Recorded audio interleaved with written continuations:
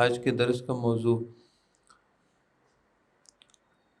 حالیہ معاشرتی گرداب کے اعتبار سے نہایت اہمیت کا حامل ہے، اور وہ یہ ہے کہ خوشگوار زندگی کیسے ہو، خوشگوار زندگی کیسے ہو سکے اور یہ کیسے ممکن ہے۔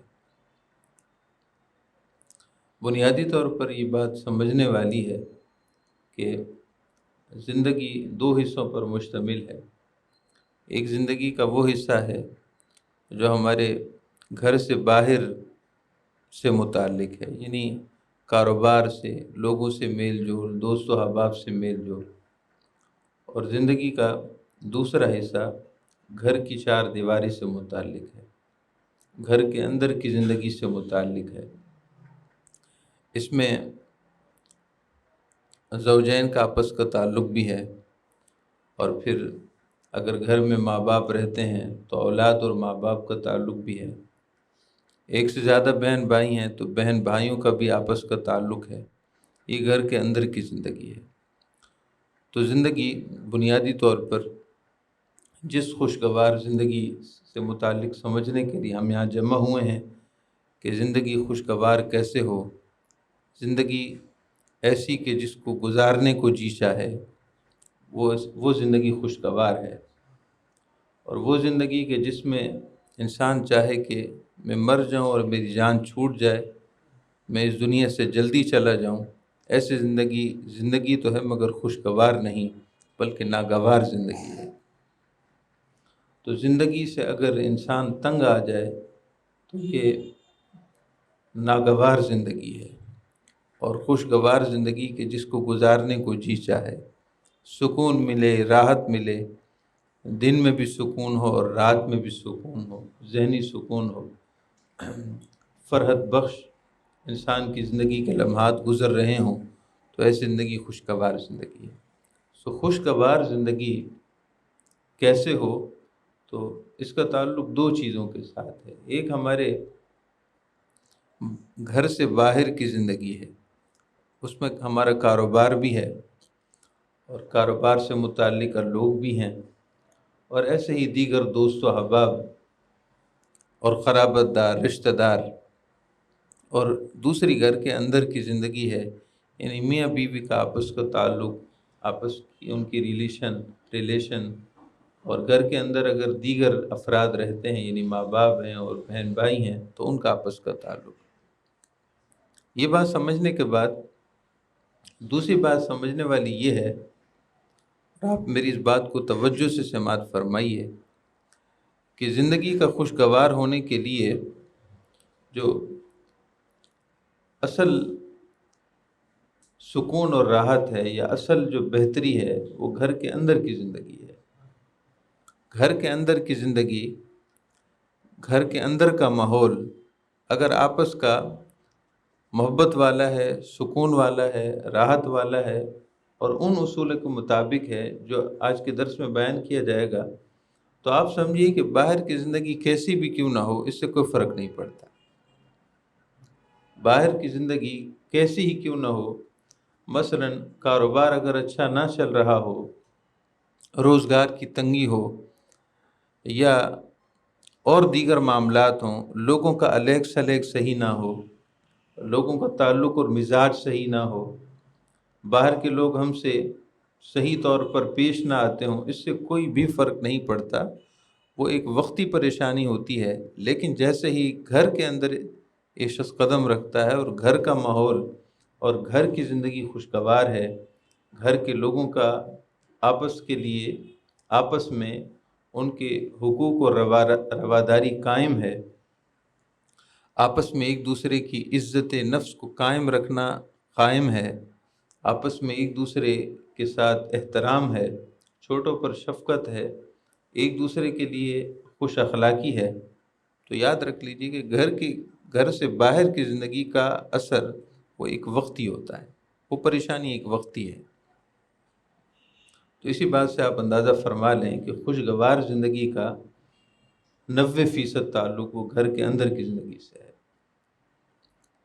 اور آپ اس کو یوں بھی سمجھ سکتے ہیں کہ ایک شخص کا کاروبار بہت اچھا ہے، باہر کی زندگی اس کی 100% پرفیکٹ ہے، باہر کی زندگی میں کوئی مسئلہ نہیں، اس کے دوست اچھے ہیں، اس کے ساتھ اس کے پڑوسی اچھے ہیں، اس کی بلڈنگ والے لوگ اچھے ہیں، اس کا کاروبار بہت اچھا چل رہا ہے، اس پر کوئی قرض نہیں ہے، بلکہ وہ دوسروں کی مدد کرتا ہے، مگر گھر کے اندر کا ماحول وہ جہنم بنا ہوا ہے۔ گھر کے اندر کا ماحول ایک دوسرے کی حق تلفی ہے، گھر کے اندر کا ماحول چیخ و پکار ہے، گھر کے اندر کا ماحول وہ ایک دوسرے کے لیے بغض ہے، گھر کے اندر ایک دوسرے سے لوگ نفرت کر رہے ہیں، بڑوں کا احترام نہیں ہے، چھوٹوں پر شفقت نہیں ہے، اور گھر کے جو مین پارٹ ہیں وہ میاں بیوی ہیں، ان کا آپس کا تعلق اور آپس میں ایک دوسرے کے ساتھ خوش اخلاقی نہیں ہے، تو یقین رکھیے کہ باہر کی زندگی کے 100% پرفیکٹ ہونے کے باوجود ایسے شخص کی زندگی کوئی خوشگوار نہیں۔ یہ ہمارا مسئلہ ہے کہ ہم چیزوں کو صحیح طور پر سمجھنے سے قاصر رہتے ہیں، اور پھر اگر ایسا شخص اوراد و وظائف پر شروع ہو جائے کہ مجھے وظیفہ پڑھنا ہے، مثلاً یا رحمان مجھے 1000 دفعہ روز پڑھنا ہے، تو اس کے لیے یہ وظیفہ بھی بوجھ ہو جائے گا، کیونکہ پریشانی اپنی جگہ کھڑی ہوئی ہے، مرض اپنی جگہ قائم ہے، مرض اپنی جگہ قائم ہے تو غذا سے کیا ہوگا؟ بیماری اگر اپنی جگہ قائم ہو تو آپ اچھی سے اچھی اس کو غذا کھلا دیں، اس کو کوئی فرق پڑنے والا نہیں ہے۔ غذا کا اثر تو تب ہو جب جسم تو صحیح ہو، جسم صحیح ہوگا، جسم کا نظام صحیح ہوگا، نظام ہاضمہ درست ہوگا تو اچھی غذا فائدہ دے گی۔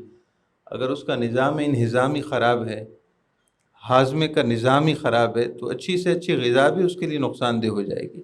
تو یہ مسئلہ ہمارے ساتھ ہے، ہم اوراد و وظائف پھر پڑھتے ہیں، اور یہ بھی وظیفہ پڑھا اور وہ بھی وظیفہ پڑھا، تو ذہن پر بوجھ بنتا ہے کہ ایک اور ذمہ داری بڑھ گئی، اور اگر وظیفے میں کچھ پس و پیش ہو گئی، کسی دن ناغہ ہو گیا تو پریشانی اور بڑھ گئی۔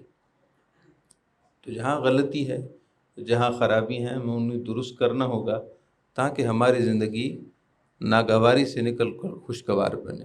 سو آپ آج کے درس کو غور سے سماعت کیجئے۔ حضور نبی اکرم سرور دو عالم صلی اللہ علیہ وسلم کی اس حدیث پاک کو ہم خوشگوار زندگی کی بنیاد سمجھتے ہیں، جس میں آپ صلی اللہ علیہ وسلم کے ایک صحابی حضرت عقبہ ابن عامر رضی اللہ تعالیٰ عنہ نے ایک عرض پیش کی۔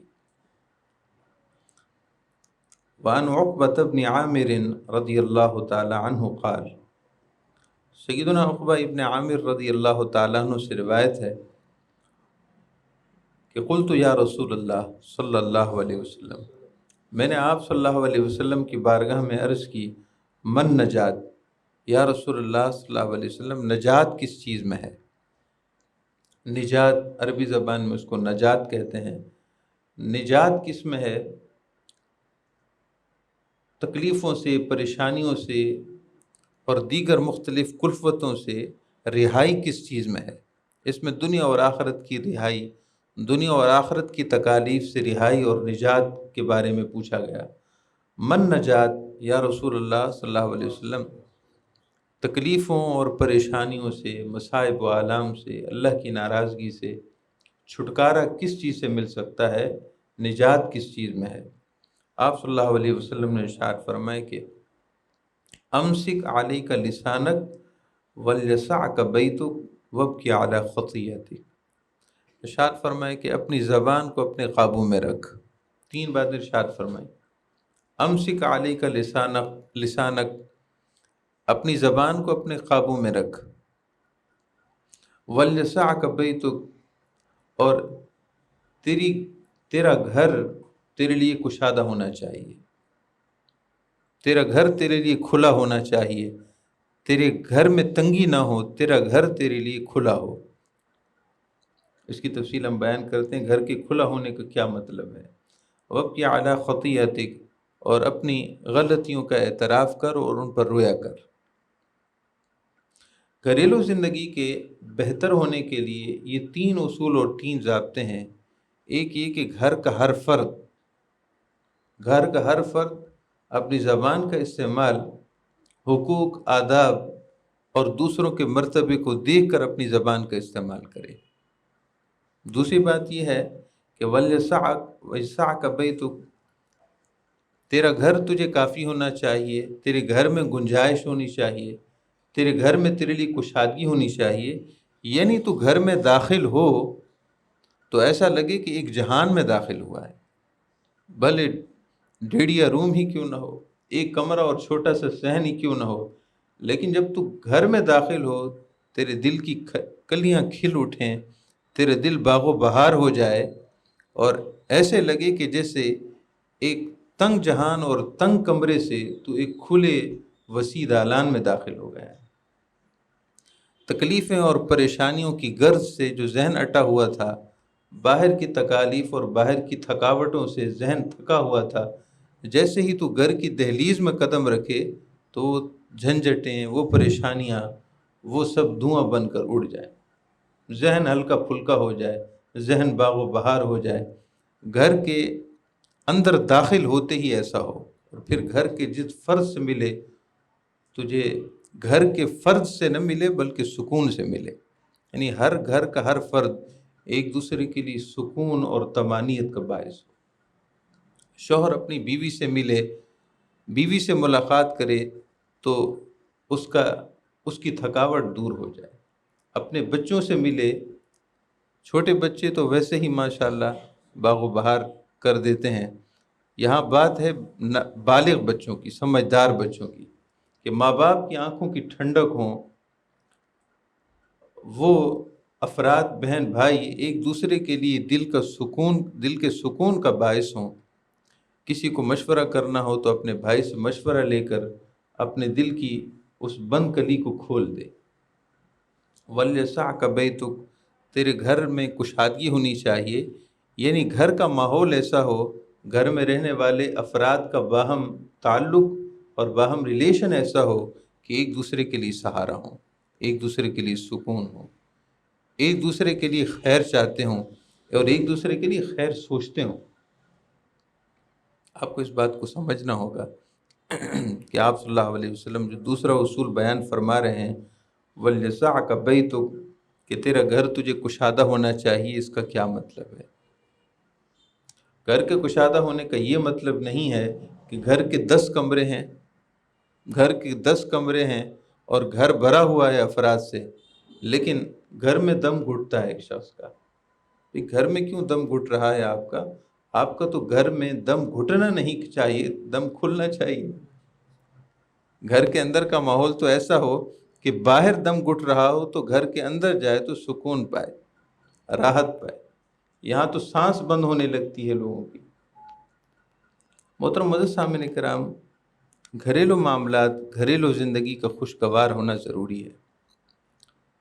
ہمارے ساتھ سب سے بڑا مسئلہ یہ ہے کہ ہم اپنی غلطیوں کا اعتراف کیے بغیر سارا الزام دوسرے پر تھوپنا چاہتے ہیں، جس کا ذکر اگلی حدیث کے آگے والے حصے میں ہے کہ وَابْكِ عَلَىٰ خَطِيئَتِكَ، اپنی غلطیوں کا اعتراف کر، اپنی غلطیوں پر رو، اپنی غلطیوں کا اعتراف کر. تو جب تک غلطی کا اعتراف نہیں ہوگا تب تک ہم اپنی اصلاح نہیں کر سکتے. ہم کہاں غلط ہیں؟ گھر کے اندر کی زندگی میں آپ سمجھیے کہ آپ گھر کے ایک فرد ہیں، میں گھر کا ایک فرد ہوں، ہم سب اپنے اپنے گھروں کے افراد ہیں. ہم گھر میں رہنے والے افراد کے ساتھ ہمارا تعلق کیسا ہے؟ اگر ایک شخص کے گھر میں والدین رہتے ہیں تو والدین کے ساتھ اس کا تعلق کیسا ہے؟ ماں باپ سے بات کرنے کا سلیقہ کیسا ہے؟ ماں باپ کے ساتھ گفتگو کے آداب اسے آتے ہیں یا نہیں آتے؟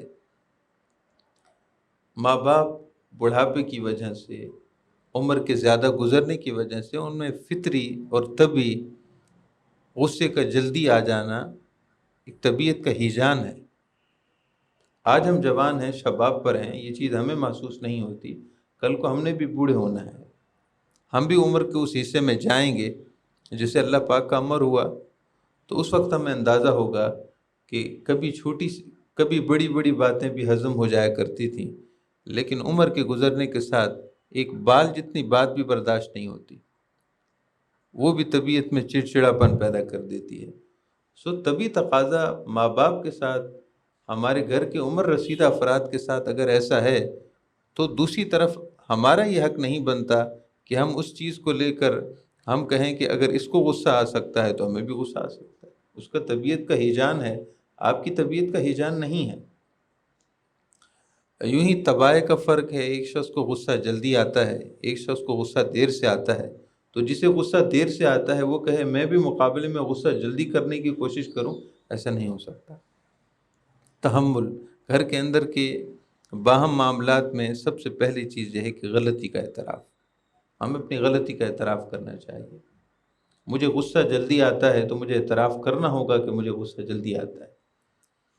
اگر میں چھوٹی سی بات پر ایک پہاڑ کھڑا کر دیتا ہوں تو مجھے سمجھنا چاہیے کہ غلطی میری ہے. اگر میری زبان صاف نہیں ہے، گالم گلوچ کوئی کرے، اس کی زبان کا استعمال درست نہیں، یہ نہیں دیکھ رہا کہ آگے کون ہے. گالم گلوچ تو ویسے اولاد کے ساتھ بھی نہیں کرنی چاہیے، اس لیے کہ اولاد اس چیز سے سیکھتی ہے.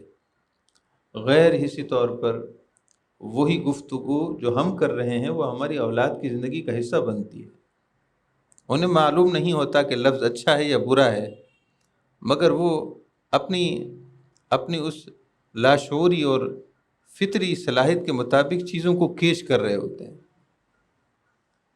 ضمناً ایک بات آ گئی، میری بیٹی ہے تقریباً 3.5 سال کی ہوگی. تو اب جیسے ہم چھوٹے بچوں کو کہہ دیتے ہیں کسی غلطی پر کہ آپ کو تمیز نہیں ہے، اور وہ چھوٹی سی بچی مجھ سے کوئی چیز گری تو مجھے کہنے لگی آپ کو تیز نہیں ہے. تو بات سمجھنے والی یہ ہے کہ بچے ہم سے سیکھتے ہیں. ہم جو گفتگو کرتے ہیں بچے وہ سیکھتے ہیں. ہم اگر گالم گلوچ کریں گے تو وہ ہم سے سیکھیں گے. اب انہیں نہیں پتہ کہ گالم گلوچ کے الفاظ صحیح ہیں صحیح نہیں ہیں، یا یہ گفتگو کا انداز ہم جس سے اپنائے ہوئے ہیں یہ ان کے لیے مناسب ہے یا نہیں ہے، انہیں نہیں معلوم. تو گالم گلوچ ویسے ہی ٹھیک نہیں ہے. اور پھر گھر کے افراد اگر آپس میں گالم گلوچ کرنا شروع کریں گے تو آپ اندازہ نہیں کر سکتے کہ اس کے کتنے برے نتائج ہوتے ہیں. اتنے بھیانک اور برے نتائج ہوتے ہیں جس کا ہم اندازہ بھی نہیں کر سکتے. اگر آپ اشارتاً سمجھنا چاہیں تو یہ سمجھیے کہ گھر کے مرد افراد اگر گالم گلوچ کریں گے تو یہ گالم گلوچ کی عادت خواتین میں بھی جائے گی، گھر کی دیگر مستورات میں جائے گی. اور اگر گھر کی دیگر مستورات اس طرح ہیں تو ہماری آنے والی بچیاں، وہ جن کی عمریں چھوٹی ہیں، ان کی گفتگو کا حصہ بنے گا. اور جب وہ نئے گھروں کو جائیں گی تو اپنے شوہروں سے ایسے ہی بات کریں گی. نئے گھر میں جائیں گی تو اپنے سسر سے ایسے بات کریں گی، اپنی ساس سے ایسے بات کریں گی. اور اس نئے گھر کے افراد کے ساتھ اگر انہوں نے ایسا رویہ اختیار کیا تو براہ راست ہماری تربیت پر تانا پڑے گا. تو نبی اکرم سرور دو عالم صلی اللہ تعالیٰ علیہ وسلم نے ارشاد فرمایا کہ وَلْيَسَعْكَ بَيْتُكَ، نجات اور کامیابی اور تکلیفوں سے چھٹکارا اس میں ہے کہ تمہارا گھر تمہارے لیے کشادہ ہونا چاہیے. گھر سے مراد گھر کی چار دیواری نہیں ہوا کرتی بلکہ گھر میں رہنے والے افراد ہوتے ہیں. گھر سے مراد گھر کی لائٹنگ نہیں ہوتی بلکہ گھر میں رہنے والے افراد ہوتے ہیں. گھر سے مراد گھر کا رنگ و روغن نہیں ہوتا، گھر کی اچھی دیواریں نہیں ہوتی، گھر کا فرنیچر نہیں ہوتا، گھر میں ضرورت کا سامان کی رسائی اور مہیا ہونا نہیں ہوتا، بلکہ گھر میں رہنے والے افراد کیسے ہیں. آپ سوچی تو صحیح، ہمارے آباء و اجداد نے کتنی قسمہ پرسی کی زندگی بسر کی ہے. مہینے مہینے تک ان کو اپنا من پسند کھانا تو دور کی بات، پیٹ بھر کر کھانا نصیب نہیں ہوتا تھا. میں آپ کو ایسے دوست ملوا سکتا ہوں جنہوں نے اپنے ماں باپ کی ایسی باتیں بتائیں، اپنے آباء و اجداد کی. اتنی قسمہ پرسی کی زندگی، سالوں سال گزر جاتے، کبھی وہ پیٹ بھر کر انہیں مرغوب غذا نصیب نہیں ہوئی. آج تو ہم گوشت جا کر خرید لیتے ہیں. اس دن مجھے ایک دوست بتا رہے تھے کہ ہم نے زندگی گزاری ہے اس طرح مرغی کا گوشت ہمیں نصیب نہیں ہوا جو دیگر مرغی کے خالص گوشت کے علاوہ اس کے پنجے اور اس طرح کی چیزیں ہیں جو گوشت کی بنسبت کم ریٹ پر مل جاتے ہیں. ہماری ماں نے ہمیں وہ کھلایا اور کہا اسی پر گزر کر. اور اس وقت کوئی نخرہ نہیں تھا، کوئی ایسی بات نہیں تھی. تو اصل چیز سمجھنے والی یہ ہے کہ گھر میں رہنے والے افراد ہی سکون ہوتے ہیں، گھر میں رہنے والے افراد ہی بے سکونی کا سبب بنتے ہیں. گھر میں رہنے والے افراد ہی ایک دوسرے کے لیے جنت بنتے ہیں، گھر میں رہنے والے افراد ہی ایک دوسرے کے لیے دوزخ بن جاتے ہیں۔ دنیا میں اگر خدا نخواستہ معاذ اللہ کوئی جہنم کا سامان یا اس طرح کی کوئی صورتحال ہے تو وہ تبھی ہوتی ہے جب گھر کے اندر میں رہنے والے افراد ایک دوسرے کے ساتھ اچھے نہ ہوں۔ ہم باہر جائیں تو سب کو مسکراتے ہوئے چہرے کے ساتھ ملیں، اور گھر کے اندر آئیں تو ہماری مسکراہٹ ہی ختم ہو جائے۔ ایک دوسرے کا ادب کرنا سیکھیں، ایک دوسرے کا احترام کرنا سیکھیں۔ سفر شروع یہاں سے ہوگا کہ اپنی غلطی کا اعتراف، میں کہاں غلط ہوں، جہاں غلط ہوں اپنی اصلاح کروں، اپنے آپ کو صحیح کروں، جس کی حق تلفی کی ہے اس سے کہوں کہ مجھ سے یہ غلطی ہو گئی ہے، میں آئندہ اپنی اصلاح کی کوشش کروں گا، اپنے آپ کو سمجھاؤں گا، اور اپنے آپ کو صحیح نہج پر لانے کے لیے میں نئی زندگی کا آغاز کرتا ہوں تو بات بنی۔ انانیت ختم ہونی چاہیے۔ میں کی حیثیت کیا ہے، میری بات، میری عزت، میری انا، میرا فیصلہ، میرا حکم، میرا نظام، میں کر رہا ہوں، کوئی بھی حیثیت نہیں ہے۔ ہم سب تو کٹ پتلیاں ہیں، سب کچھ کرنے والا تو رب العالمین ہے۔ اس نے ہمیں صلاحیتیں مہیا کی، وسائل مہیا کیے۔ اللہ تعالیٰ نے ان صلاحیتوں اور وسائل مہیا کرنے کے لیے ہمیں رنگ ڈھنگ اور طریقہ دیا ہے۔ ہم تو بات کرنے کی بھی طاقت نہیں رکھتے۔ الرحمن علم القرآن خلق الانسان علمہ البیان۔ اللہ پاک نے اپنا احسان بندے انسان پر ذکر کیا ہے کہ علمہ البیان، ہم نے انسان کو گفتگو اور اس کا لب و لہجہ سکھایا ہے، گفتگو اور لب و لہجہ سکھایا ہے۔ صرف اسے زبان دے کر بولنا نہیں عطا کیا، بلکہ اس کو لب و لہجہ بھی دیا ہے۔ کہاں کس طرح بولنا ہے، کس سے کس طرح بولنا ہے۔ جس ذات کریم نے یہ لب و لہجہ ہمیں عطا کیا تو اس کا استعمال بھی تو کرنا چاہیے کہ اگر میرا حسن اخلاق، اگر میرا حسن مروت میں استعمال کر سکتا ہوں تو مجھے کرنا چاہیے۔ اس کی بڑی طاقت ہے۔ دولت میں وہ اثر نہیں ہے جو لب و لہجوں میں اثر ہوتا ہے۔ بعض دفعہ الفاظ بھی زہر سے زیادہ کام کرتے ہیں۔ زہر تو جان لے لے گا اور کیا کرے گا، اس سے بڑا کام تو نہیں کر سکتا۔ زہر زیادہ سے زیادہ جان لے لے گا، مگر لفظوں کا زہر ایسا ہے کہ خاندانوں میں چلتا ہے۔ یعنی یہ کہ انسان نے کبھی کوئی بات بولی تھی، وہ اس دنیا سے چل بسا، لیکن اس کے الفاظ کا زہر وہ نسلوں میں چلتا ہے۔ زہر جان لے سکتا ہے، مگر الفاظ کا زہر وہ ایک گھر کو اور خاندان کو اور نسلوں کو آگ میں جھلسا دیتا ہے۔ لیکن ہمارے ہاں زبان کا استعمال ہی ٹھیک نہیں ہے۔ ہم اپنی زبان کو صاف ستھرا ہی نہیں کرتے، اور پھر یہ کہ گھر میں سارا اسباب اور سامان زیس مہیا کریں، اور اگر اخلاق اچھا نہ ہو ہمارا تو کچھ بھی نہیں ہے، سب راکھ ہے، کوئی حیثیت بھی نہیں ہے۔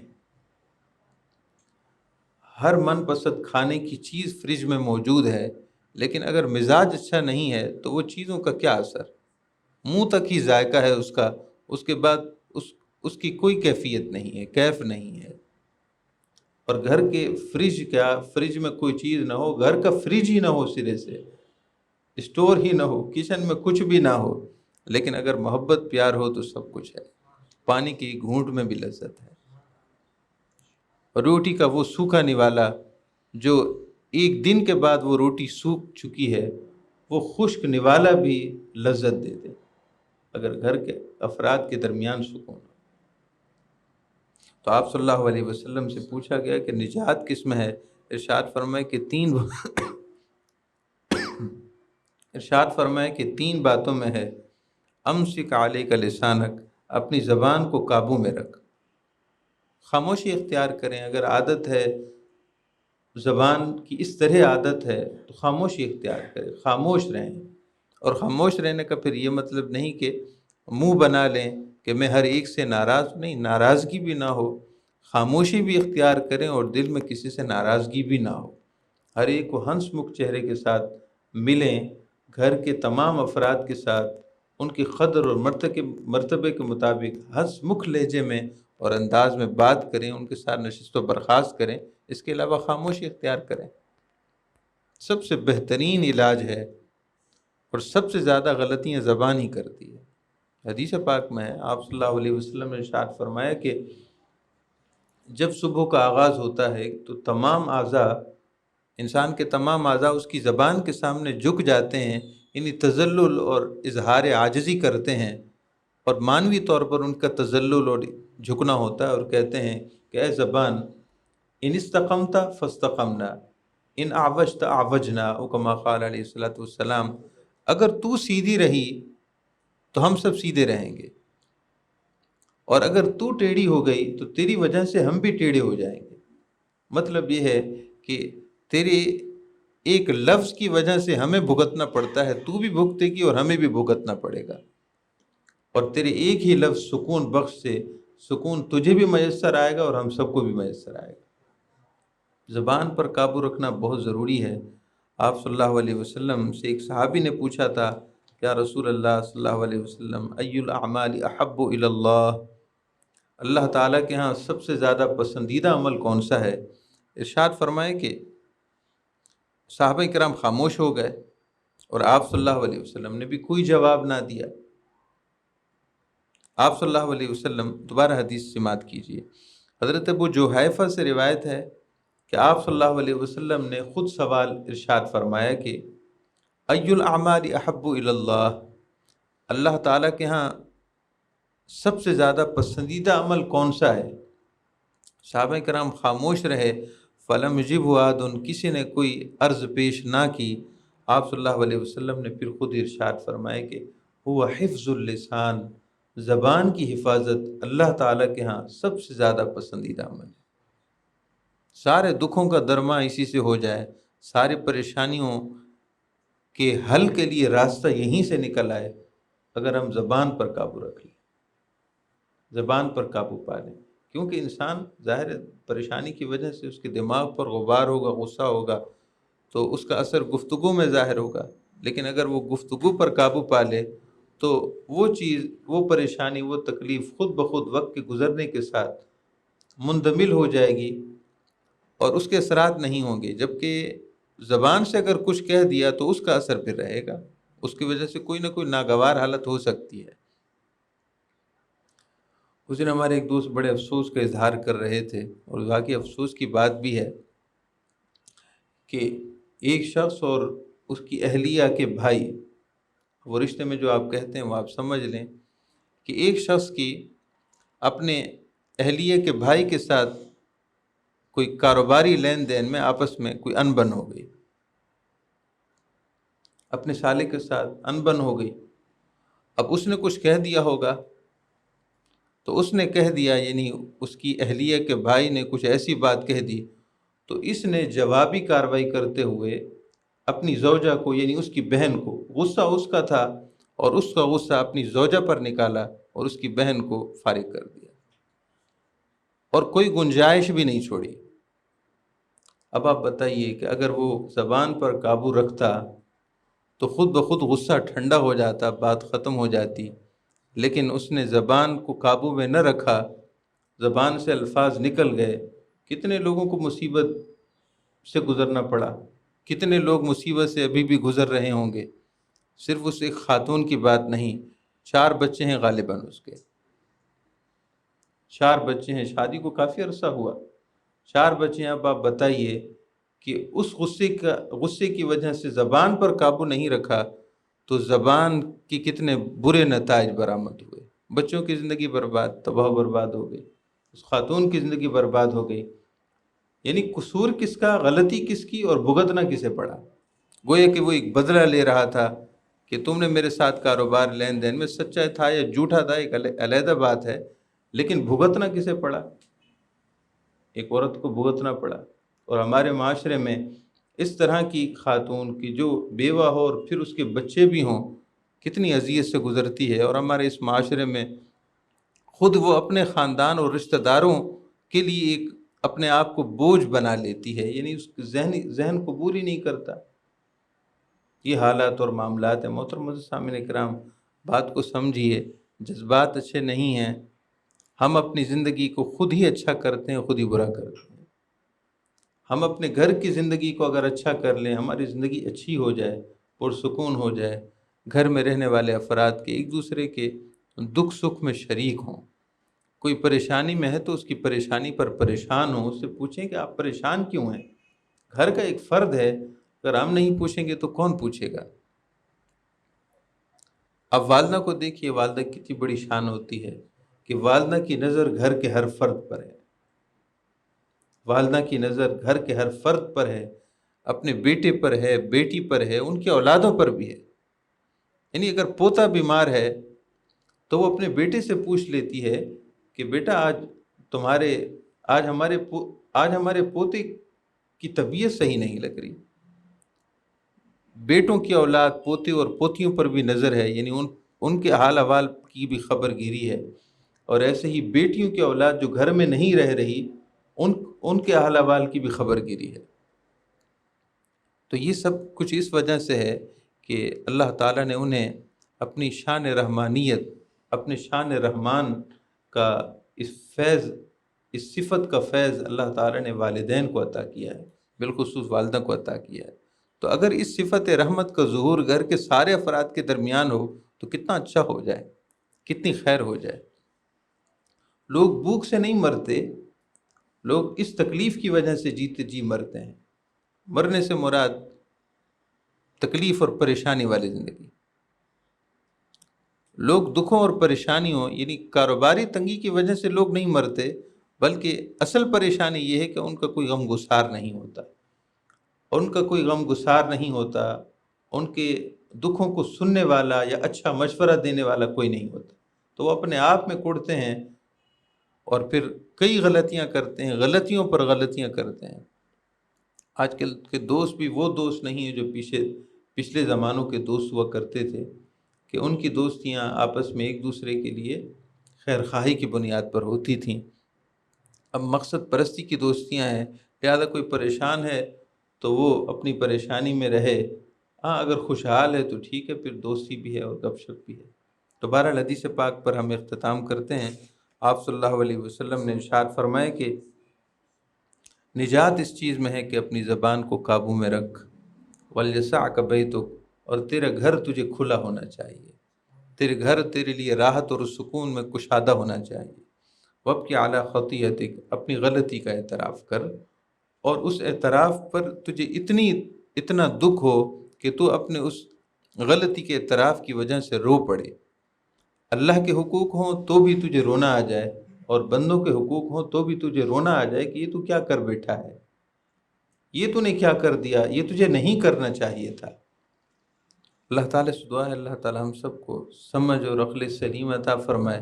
اللہ تعالیٰ اس باتوں کو سمجھنے کے بعد اس کو اپنی زندگی پر اپلائی کرنے اور زندگی کے احوال کو بدلنے کے لیے ان چیزوں کو استعمال کرنے کی خاص توفیق مرحمت فرمائے.